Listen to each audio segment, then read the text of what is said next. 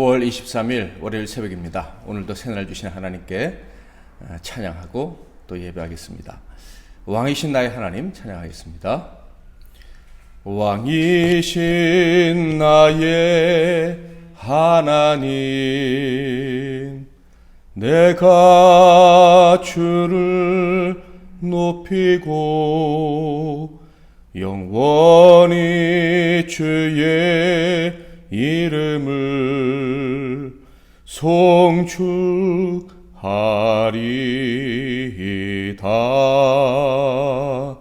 왕이신 나의 하나님, 내가 주를 높이고 영원히 주의 이름을 송축하리이다.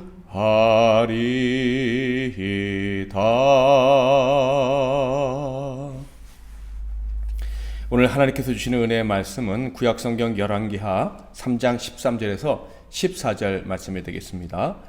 열왕기하 3장 13절에서 14절 말씀을 봉독해 드리겠습니다. 엘리사가 이스라엘 왕에게 이르되 내가 당신과 무슨 상관이 있나이까? 당신의 부친의 선지자들과 당신의 모친의 선지자들에게로 가소서 하니, 이스라엘 왕이 그에게 이르되 그렇지 아니하니이다. 여호와께서 이 세 왕을 불러 모압의 손에 넘기려 하시나이다 하니라. 엘리사가 이르되 내가 섬기는 만군의 여호와께서 살아계심을 두고 맹세하노니, 내가 만일 유다의 왕 여호사밧의 얼굴을 봄이 아니면 그 앞에서 당신을 향하지도 아니하고 보지도 아니하였으리이다. 아멘. 오늘은 얄팍한 자도 도와주시는가, 얄팍한 자도 도와주시는가 라는 제목으로 하나님 말씀을 상고하겠습니다. 사람이라면 누구나 다 자신이 소중한 존재이기를 바랄 것입니다. 어렸을 때부터 소중하게 대우받는다는 것 자체를 배우지 못한 사람이나, 또한 겸손의 깊은 경지에 이르러서 정말로 남을 나보다 더 소중하게 여기게 된 사람이 아니라면, 누구라도 자신이 다른 사람들보다 더 귀중한 존재로 인정받고 살기를 바랄 것입니다. 만약에 어떤 사람이 남과 비교하지 않고 그저 자기 자신의 존재 그 자체로 귀한 사람이기를 원한다면 그것은 당연히 잘못된 것이 아니죠. 왜냐하면 하나님께서는 각 사람을 아주 귀하게 만드셨기 때문입니다.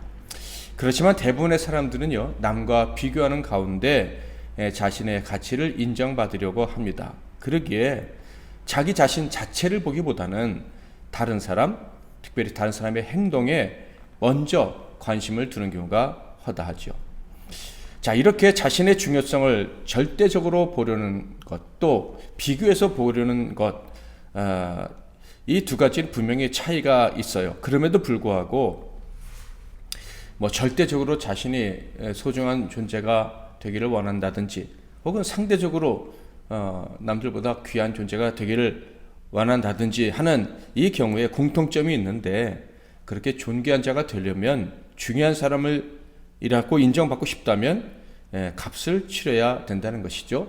노력을 해야지 절대적으로든 상대적으로든 귀한 존재가 될 수 있다라는 거예요. 만약에 어떤 사람이 값도 치르지 않고 그럼에도 불구하고 사람들에게 소중하고 귀중한 존재로 인정받고 살기를 원한다면, 그런 사람들 우리는 보통 아주 얄팍한 사람이다, 이렇게 이야기를 하게 됩니다. 기회주의자로 부르기도 하죠. 노력보다는, 정당한 방식보다는 다른 방식으로 혹은 편법으로 또 사람에게 줄을 쓰든지 이런 방식으로 해서 인정과 혜택을 누리려 하는 사람이기 때문입니다. 자, 그런데 가치 있는 사람, 중요한 사람이 되기 위해서는 노력이 필요하다고 했는데, 그런데 그 노력이라는 것이 사실 공평할 수는 없습니다. 예를 들어서 왕의 아들로 태어난 사람은요, 사실 그렇게 큰 노력을 하지 않아도 귀중한 사람, 소중한 존재가 됩니다. 물론 귀중한 존재로 태어났다고 할지라도 평생 노력하지 않는다면 가치 없는 사람으로 전락하겠지만, 그래도 애초부터 그런 대우를 받지 못한 사람하고는 큰 차이가 있죠. 종의 집안에서 태어난 사람이 있다고 합시다. 그 사람이 각고의 노력을 하면 반드시 존귀한 자가 될까요? 그렇지 않을 수도 있는 거예요.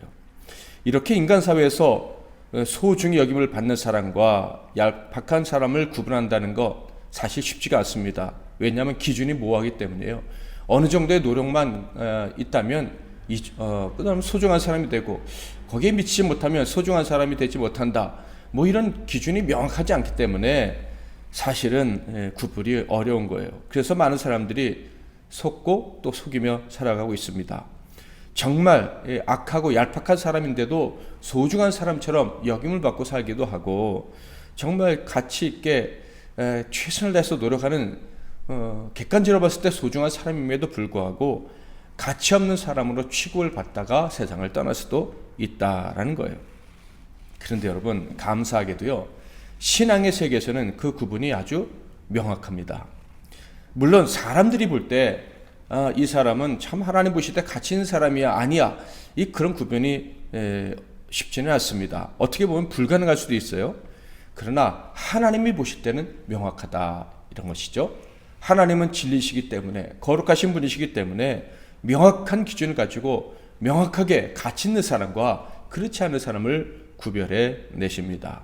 성경은요 바로 하나님이 어떻게 사람을 구별하고 계신지를 우리에게 잘 보여주고 있습니다.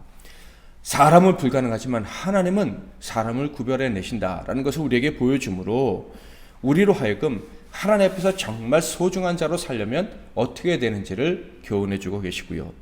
또 미련한 우리이지만 하나님이 보여주시는 그 기준들을 훈련해서 진정한 믿음의 동지들을 만나 행복하게 동행할 수 있는 그런 기회들을 우리에게 제공해 주시는 것이죠. 열왕기 3장부터는 아합이 죽은 이후의 이야기가 전개되고 있습니다.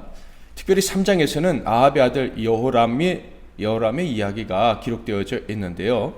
이 여호람은 다른 이름으로 요람이라고 부르기도 합니다. 왜냐하면 당시의 유다의 왕 여호사밧의 아들이 여호람, 그러니까 여호사밧의 뒤를 이어서 왕이 된 사람이 여호람, 그러니까 이름이 같기 때문에 아합의 아들을 여호람이라는 대신에 요람이라고 부르기도 한다는 거예요. 3장 1절을 볼까요? 유다의 여호사밧 왕 18째 해에 아합의 아들 여호람이 사마리아에서 이스라엘을 12해 동안 다스리니라. 여호람은 아합의 아들입니다. 그가 왕이 될 수 있었던 것은 아합을 이어서 왕이 되었던 그의 형제 아하시아가 왕위에 오른 지 2년 만에 죽었기 때문입니다. 열왕기 1장에서 본 것처럼 모압이 배반한 것과 같이 아하시아가 하나님을 배반함으로 그가 왕위에 오른 지 2년 만에 죽임을 당하게 된 거예요. 그래서 이 요람이 왕이 될 수가 있었던 것이죠. 그는 그의 아버지 아합만큼 그렇게 악한 사람은 아니었습니다. 그래서 바알의 주상들을 없애기도 했어요. 그렇지만 그는 여전히 우상 숭배의 죄를 따랐습니다. 그래서 그 역시 하나님 앞에서 악한 자일 수밖에 없었죠. 그런 그가 이스라엘을 배반한 모압을 치기로 결정을 합니다. 전쟁을 일으키기로 한 거예요. 당시 세력이 강해진 모압을 치기 위해서 연합군의 결성이 필요하다고 생각하고 에서의 후손인 에돔 왕과 그리고 그의 아버지와 사돈을 맺은 이스라엘 남쪽 유다의 왕 여호사밧과 이제 동맹을 결성하고 참전을 요청을 합니다. 여호사밧은 의로운 왕이었지만 또다시 실수를 하게 되죠. 과거 아합의 요청으로 아람과 전쟁을 치르다가 죽을 뻔한 적이 있었습니다. 그때 하나님께서 여호사밧을 살려주시고 이런 경고를 하셨었어요. 역대하 19장 2절 하나님의 아들 선견자 예후가 나가서 여호사밧 왕을 맞아 이르되 왕이 악한 자를 돕고 여호와를 미워하는 자들을 사랑하는 것이 옳으니까 그러므로 여호와께로부터 진노하심이 왕에게 임하리이다. 이런 경고의 말씀을 듣고 또다시 아합의 아들 요람이 전쟁에 참여해달라고 요청했는데 하나님께 묻지도 않고 덜컥 수락을 해버린 거예요. 왜 이 사람이 이 하나님께 의롭다 인정받던 사람이 이런 실수를 했을까요? 다음에 말해서 알 수가 있는데 바로 그에게 교만함이 깃들었기 때문입니다. 7절에 기록된 여호사밧의 말에 그의 큰 두 가지 실책이 발견되어지는데요. 3장 7절 또 가서 유다의 왕 여호사밧에게 사신을 보내 이르되 모압 왕이 나를 배반하였으니 당신은 나와 함께 가서 모압을 치시겠느냐 하니 그가 이르되 내가 올라가리이다. 나는 당신과 같고 내 백성은 당신의 백성과 같고 내 말들도 당신의 말들과 같으니이다 하는지라. 자, 먼저 하나님께 묻지 않고 전쟁에 참여했다는 것을 우리가 발견할 수 있죠. 그리고 두 번째는 그의 교만함을 발견할 수가 있습니다. 여호사밧이 전쟁에 나가서 이길 수 있었다면 그 이유가 무엇이었습니까? 당연히 만군의 여호와 하나님께서 그를 도와주시기 때문이죠. 그런데 그가 여호람의 요청을 받으면서 한 말이 무엇입니까? 내게는 백성이 있고 말이 있다. 즉 군대가 있고 무기가 있다며 자랑을 한 거예요. 내 군대와 내 무기가 당신에게 힘을 보태면 당신이 전쟁에서 승리할 수 있을 것이다. 이런 교만한 장담을 한 거예요. 당연히 이런 교만함은 어려움을 자초하게 될 수밖에 없겠죠. 우리는 충분히 짐작할 수가 있습니다. 이런 우리의 예상은 빗나가지 않았죠. 전쟁도 하기 전에 그들은 어려움에 직면하게 됩니다. 9절에 보면 이스라엘 왕과 유다 왕과 에돔 왕이 가더니 길을 둘러 간지 7일에 군사와 따라가는 가축을 먹일 물이 없는지라. 쉽게 말하면 전쟁에서 가장 중요한 것 중에 하나가 보급입니다. 그런데 그 물품 중에서도 가장 중요한 물이 떨어졌다. 이것은요, 전쟁도 하기 전에 패배했다는 말과 다름이 없는 거예요. 자, 그런데 이때 이스라엘의 왕 여호람이 뭐라고 말하죠? 3장 10절 이스라엘 왕이 이르되 슬프다 여호와께서 이 세 왕을 불러 모아 모압의 손에 넘기려 하시는도다 하니. 자, 그제서야 이 이스라엘의 왕 여호람이요 하나님의 이름을 불렀어요. 그런데 뭐라고 말해요? 하나님께서 우리를 전쟁에 내보내셨는데 전쟁에 내보내셔서 승리하게 하신 것이 아니라 지게 하시려 한다, 이런 얘기를 하는 거예요. 아니, 그가 언제 하나님께 전쟁에 나가도 되냐고 물었습니까? 전쟁에 관해서 묻기는커녕 하나님의 이름을 부른 적도 없어요. 그런데 이렇게 여호와께서 우리를 모압의 손에 넘기려 하십니다 라고 말함으로 말미암아 마치 이 전쟁이 하나님께로부터 시작된 것처럼, 거룩한 전쟁인 것처럼 이야기를 하는 거예요. 그러니까 이 사람은요, 죽을 것 같을 때, 필요할 때만 하나님의 덕을 보려는 아주 얄팍한 모습을 보고 있는 거예요. 어떻게 하면 하나님을 기쁘시게 해드릴까? 어떻게 하면 하나님의 영광을 위해 살까? 거룩한 열정을 가지고 거룩한 노력은 전혀 하지 않고 필요할 때마다 하나님 이름 한번 부르고 덕을 보려는 아주 기회주의적인 사람이었다라는 거예요. 그러자 다급해진 여호사밧이 우리에게 하나님의 뜻을 알려줄 선지자가 없느냐라고 물었습니다. 그래서 결국 엘리사가 불려오게 되었죠. 자, 당연히 이렇게 필요할 때만 하나님을 찾는 모습을 본 엘리사가 마음이 좋겠습니까? 당연히 마음이 불편했죠. 그래서 이렇게 말합니다. 13절 14절 엘리사가 이스라엘 왕에게 이르되 내가 당신과 무슨 상관이 있나이까? 당신의 부친의 선지자들과 당신의 모친의 선지자들에게로 가소서 하니 이스라엘 왕이 그에게 이르되 그렇지 아니하니이다. 여호와께서 이 세 왕을 불러 모아 모압의 손에 넘기려 하시나이다 하니라. 엘리사가 이르되 내가 섬기는 만군의 여호와께서 살아계심을 두고 맹세하노니 내가 만일 유다의 왕 여호사밧의 얼굴을 봄이 아니면 그 앞에서 당신을 향하지도 아니하고 보지도 아니하였으리이다. 엘리사는 몹시 불편했습니다. 하나님이 불편하셨기 때문이죠. 하나님은 너 같은 사람 보고 싶어 하지도 않으셔. 이렇게 얘기를 한 거예요. 그런데 여호사밧이 거기 있으니까 하나님이 귀히 여기시는 사람, 물론 그가 지금 실수로 여기 와 있긴 하지만 하나님이 택한 사람, 언약의 계승자가 여기 있으니까 하나님이 도와주실 것이다 라고 이야기를 한 거예요. 그래서 결국 그들은 물을 얻었고요, 심지어 그 전쟁에서 크게 승리까지 거두게 됩니다. 자, 그렇다면 여기서 질문해야겠죠. 여호람은 결국 이 전쟁을 계획했고 그 전쟁에서 승리를 얻었습니다. 승리한 나라의 임금이 되었다라는 거예요. 그가 이렇게 성공한 자가 되었으니 그는 정말로 가치 있는 왕일까요? 중요한 인물이라고 할 수가 있을까요? 그에게서 진중함, 믿을만함, 존귀함 등의 이런 가치가 느껴지십니까?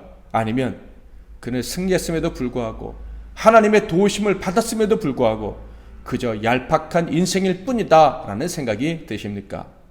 맞습니다. 저와 여러분의 생각이 같죠? 그는 얄팍한 인생이에요. 근데도 도움을 얻었어요. 왜요? 미련하고 실수투성이지만 진심으로 하나님을 섬기려 했었던, 하나님이 주신 언약의 말씀을 귀하게 여기고 살아갔던 바로 그 사람 여호사밧 때문이었습니다. 이 말씀을 통해 우리가 얻을 수 있는 교훈은 무엇입니까? 악인, 얄팍한 자도 하나님의 도움을 받을 수 있구나라는 사실이에요. 그런데 그것은 그 얄팍한 자를 위함이 아니라 의인을 위함이라는 것을 또한 확인할 수가 있습니다. 의인을 살리시려고, 의인을 지키시려고, 의인의 명예를 높여주시려고 얄팍한 자도 잠깐 도움을 얻도록 해주셨다라는 것이죠. 그러므로 저와 여러분, 언약의 계승자들, 장자의 고난을 받은 사람들은요, 악인의 형통함, 얄팍한 자가 어떻게 잘 살아남아서 큰 소리치고 떵떵거리는 거, 이런 것들을 부러워하거나 그들에 대해서 분노를 느낄 필요는 전혀 없는 거예요. 그들은 형통한 것처럼 보여도 결국 바람에 나는 겨와 같은 존재일 뿐인 거예요. 그런 자가 잠깐 하나님께 도움을 얻는 것 같아도 결코 그 인생에 맺히는 열매가 가치 있다고 할 수가 없을 것입니다.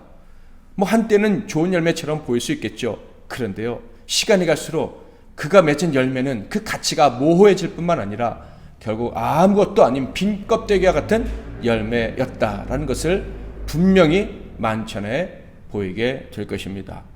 그러므로 우리는요, 얄팍한 자의 여정에 관심을 둘 필요가 없습니다.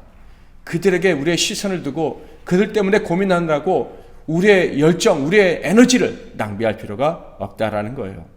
오직 내가 하나님 앞에서 얼마나 진실한 자인지, 내가 받은 언약을 얼마나 소중히 여기며 살아가고 있는지, 내가 비록 실수하고 부족하고 어리석을 때가 너무 많고 얄팍한 자보다 더 자주 넘어지는 것 같고 더 실패한 자같이 보인다 할지라도 내가 진실로 하나님을 기쁘시게 되기를 원하며 살아가고 있다면 그것이 하나님을 기쁘시게 해드리는 것이고, 혹시 나는 넘어졌는데 얄팍한 자가 잘 살고 있다면 그것 역시도 나는 잘 이해할 수 없지만 나를 위해서, 나 때문에, 언약의 계승자, 장자의 명분을 받는 나 때문에 하나님이 지금 일하고 계신다는 사실을 기억하고 힘을 내어야 할 것입니다.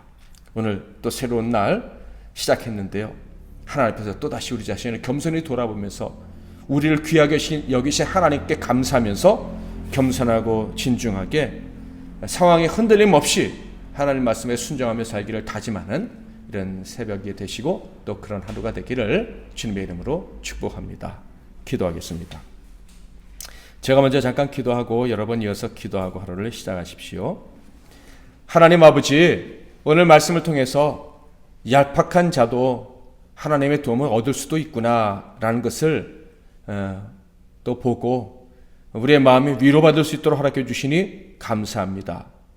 그러나 중요한 것은 하나님의 관심은 얄팍한 자에게 있는 것이 아니라 미련하고 둔하고 실수투성이라도 하나님께서 주신 언약을 소중히 여기고 그 법을 순종하며 살려고 하는 우리에게 있음을 알게 해주시니 감사합니다.